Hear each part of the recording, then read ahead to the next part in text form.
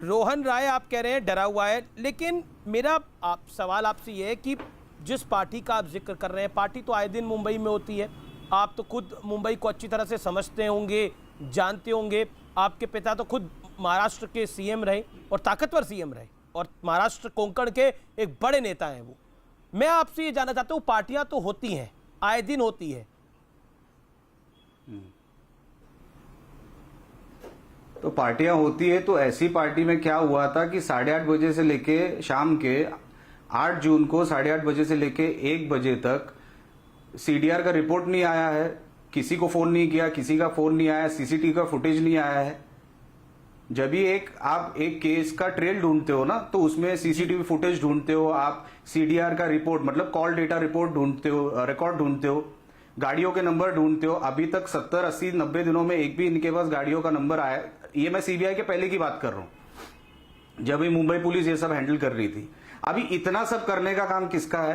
कौन प्रेशर में ये करवा सकता है? तो गवर्नमेंट करा सकती है, और गवर्नमेंट में जो सबसे ऊपर बैठा है वो कर सकता है। और हमको पहले से मालूम था कि ये सब पार्टियों पे जाता कौन है, उनका ही एक हिस्सा कमर हिला नहीं जाता है उधर, ये हमको पहले से मालूम था, तो हमने बताया वो नाम। क्योंकि आज सीबीआई के पास वो केस है, इसीलिए मैं नाम नहीं ले रहा, नहीं तो सीबीआई के पास हैंडओवर होने से पहले मैंने नाम भी लिया था। आप चेक जाके रिकॉर्ड चेक कीजिए। तो हम कोई विदाउट बेस बात नहीं कर रहे। अगर एक भी सीसीटीवी फुटेज नहीं मिलता है, अगर एक भी कॉल रिकॉर्ड नहीं मिलता है, हाँ, दिशा सालियान बिना कपड़ों के नीचे गिरती है, क्यों गिरेगी भाई? कैसे गिरेगी?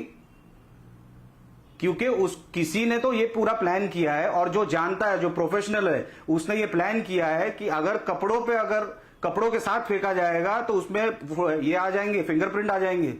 ऐसे कुछ तो दिमाग किसी प्रोफेशनल आदमी ने ये सब किया होगा, किया है, होगा नहीं है। और यही लीड देने का काम हम लोग कर रहे हैं कि आप इसके पीछे आप अगर असली पूछताछ करोगे तो आपको असली मुजरिम मिलेगा। सरकार अगर बचा रही थी तो मंशा क्या थी? और आपने बोला कि कमर हिलाने को ले जाता है, बड़े सारे मैं किसी के ऊपर इन पर्सनल नहीं होना चाहता, पर्टिकुलर नहीं होना चाहता, लेकिन बड़े सारे नेता बॉलीवुड की पार्टियों में जाके कमर हिलाते हैं। तो उसके बाद कोई अगर कमर हिलाते भी होंगे तो उसके बाद कोई मर्डर केस का ट्रेल तो नहीं निकलता ना। ये तो किसी को अभी आप कितना जानकारी रखते मुझे पता नहीं, पर अगर कुछ ऐसा कुछ हुआ, 8 तारीख की जो पार्टी हुई थी, या 8 तारीख को दिशा सालियान कहां, जहां पे जो पार्टी से निकली थी या अपने घर चली गई, उसकी मौत क्यों हुई वो जानना जरूरी नहीं आपको और मुझे? बिल्कुल।